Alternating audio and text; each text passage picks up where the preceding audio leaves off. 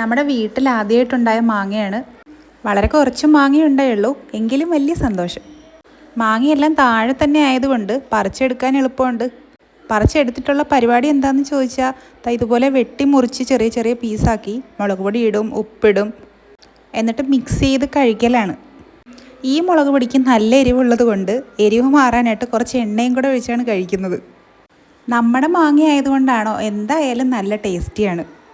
വെക്കേഷനല്ലേ, ബോറടിച്ചിരിക്കുന്ന സമയത്ത് ഇതൊക്കെ തന്നെയാണ് സമയം കളയാനുള്ള ഓരോരോ എൻ്റർടൈൻമെൻറ്റ്സ്. അങ്ങനെ മാങ്ങയുടെ എണ്ണം നന്നായിട്ട് കുറഞ്ഞു വരുന്നുണ്ട്. പണ്ട് ഫ്രണ്ട്സുമായിട്ട് പുറത്തൊക്കെ പോയി മാങ്ങയൊക്കെ പറിച്ച് നടന്ന കാലത്തെ സന്തോഷമൊന്നും ഇപ്പോഴത്തെ കുട്ടികൾക്ക് ഇല്ലല്ലോ. അപ്പോൾ നോക്കുമ്പോൾ ഒരു JCB വന്നിട്ടുണ്ട്. തടിയെടുക്കുകയോ എന്തൊക്കെ ചെയ്യുവാണ്. അങ്ങനെ JCBയുടെ കൂടെ ഇരുന്ന് കുറച്ച് സമയം കളയാം. ഇത് ചാമ്പങ്ങ അച്ചാറാണേ. നമ്മുടെ അടുത്തുള്ള വീട്ടിലൊരു ചേച്ചി തന്ന ചാമ്പങ്ങയാണ്. നല്ല റെഡ് കളറിലെ ചാമ്പങ്ങയായിരുന്നു. എന്തായാലും അച്ചാറിട്ടപ്പോൾ നന്നായിട്ടുണ്ട്. പിന്നെ ഇന്നിവിടെ ഉണ്ടാക്കിയിരിക്കുന്നത് ബീട്രൂട്ട് തോരനാണ്. ബീട്രൂട്ടിൻ്റെ കൂടെ ക്യാബേജ് കൂടെ ഉണ്ടാക്കിയാൽ കാണാൻ നല്ല ഭംഗിയാണല്ലോ. അതുകൊണ്ടാണ് കുറച്ച് ക്യാബേജ് തോരനും കൂടെ ഉണ്ടാക്കിയത്. ഇനി നമ്മുടെ മാങ്ങ പറിച്ച് കുറച്ച് അച്ചാർ കൂടി ഇടാൻ പോവാണ്. അല്ലെങ്കിൽ മാങ്ങ മുഴുവനും പുള്ളിക്കാരി പറിച്ച് തിന്ന് തീർക്കും.